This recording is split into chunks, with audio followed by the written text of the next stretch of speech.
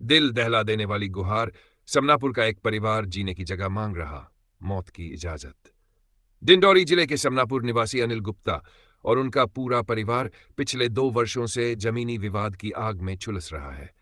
रोज रोज की धमकियां, लगातार उत्पीड़न और हर पल जान का खतरा।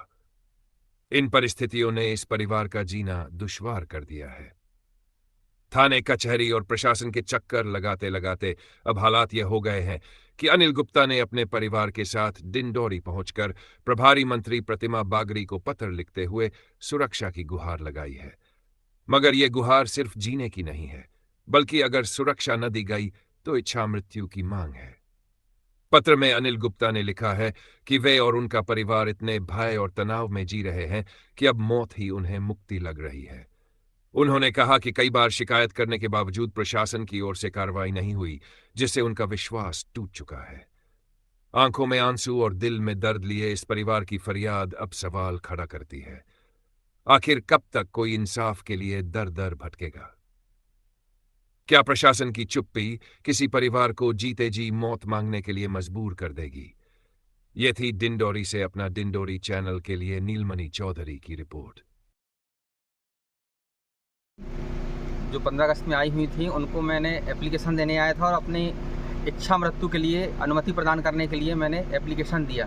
क्या विगत जो है लगभग 2 वर्षों से मैं बहुत परेशान हूँ मानसिक रूप से, और कोई ठोस कार्यवाही ना होने के कारण आज मैंने प्रभारी मंत्री जी से अपने सपरिवार के लिए इच्छा मृत्यु की अनुमति का एप्लीकेशन दिया है। तो उन्होंने जो है उस एप्लीकेशन को एसपी महोदय को फाइल थमा दी। क्या है पूरा मामला? आखिर मामला ये है कि हमारी जो ज़मीन थी उस पर पड़ोसी ने पूर्व में कब्जा कर लिया था। अब कब्जा जो है तहसील ऑफिस से विधिवत शासन द्वारा दिया गया।